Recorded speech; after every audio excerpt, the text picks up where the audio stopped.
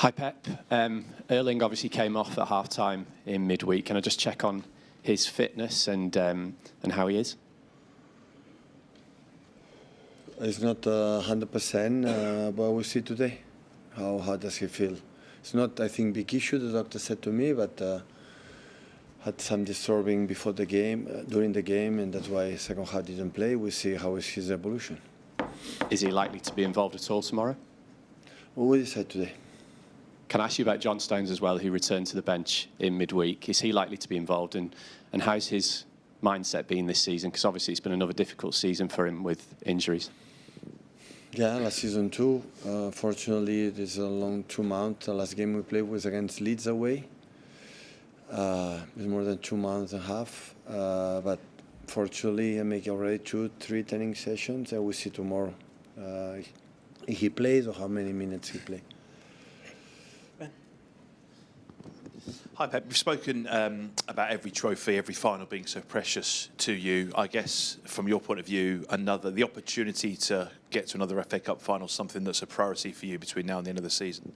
Our priority is beat Salford and go to the next round. Of course, in this competition, the last years have been magnificent what they have done, reaching finals, semi-finals. So, unfortunately, we could not win the last 2 finals, but being there is always a success. Always I think about that, and yeah, hopefully before this long week that I think we need, because we are so exhausted mentally, physically, for this incredible amount of games in many months.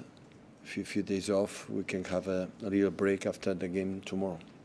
And because of all those games, all the tournaments that you're competing for, I guess for the players, it's a lesson, isn't it? Every week, every challenge is another lesson, and Salford is no different in that sense. Yeah, absolutely. So, of course, the League Two, of course, we play at home, but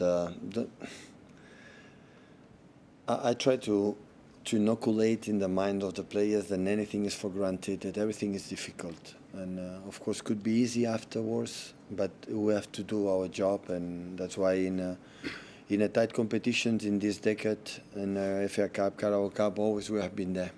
Always we behave really good, and tomorrow cannot be an exception.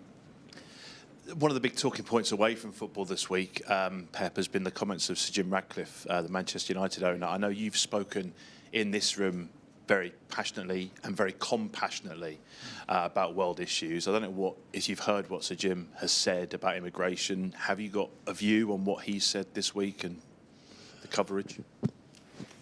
I have a huge appreciation for Sir Jim. I was fortunate to meet him. I think he making a statement after apologize or whatever. So unfortunately, I'm not comment about what the Sir Jim Ratcliffe said, because after that, he make what exactly what I want to say, but it's all around the world, the problem that we have in all around all the countries. Like we treat the immigrant people, so the people come from another country. That is a problem that our countries will have, and is a big problem, because the fact I am a Catalan and you are British, what influence we had when we were born with mom and dad, right? And we were born in there, and I think everybody want to have a better life. Every people want to have a perspective to have a better future for themselves, for the families, for the friends, or for whatever. And sometimes opportunities comes in the place where you were born, and the place that maybe you go. And today, before it was so difficult to travel, but today in 1 hour you can be in everywhere.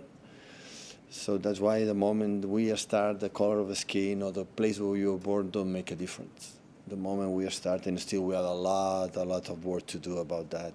So that doesn't make me feel, for the fact I was Catalan, I am better than you. No. Made me feel, yeah, my education when I was born, when I travel in Mexico, I live in Qatar, or live in Italy, or live in here in England, or live in Germany.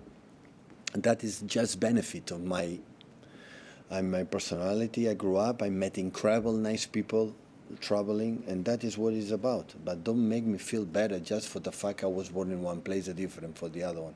And most of the people run away for their countries for the problems that are in their countries, not because they want to leave.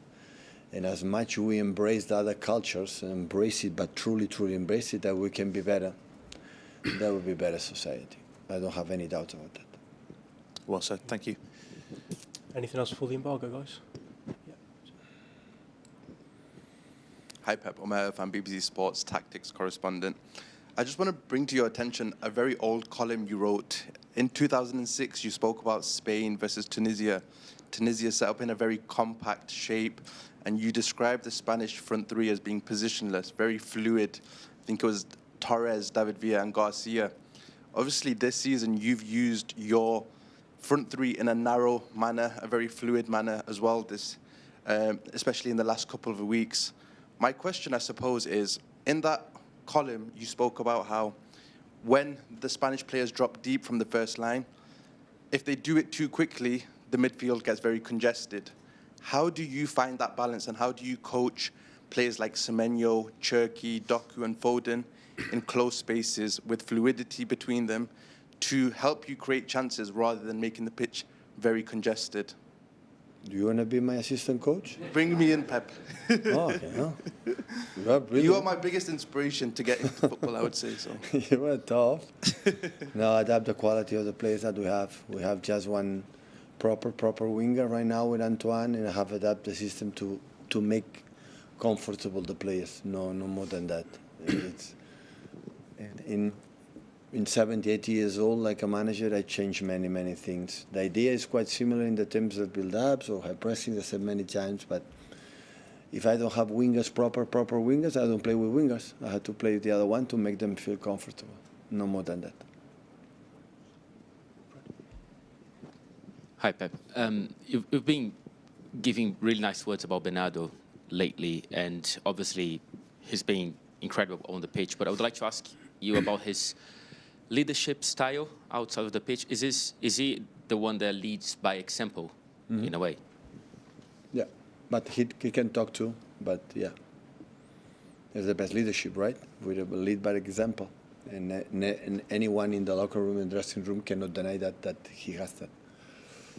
He said recently that he has an idea what he's doing after this season. Who? Bernardo. No, I don't have any idea. You don't talk to him about that? No. But you'd like to have him here? No, I honestly, I said to him, when you take a decision, let me know. Yeah, but I don't have any idea.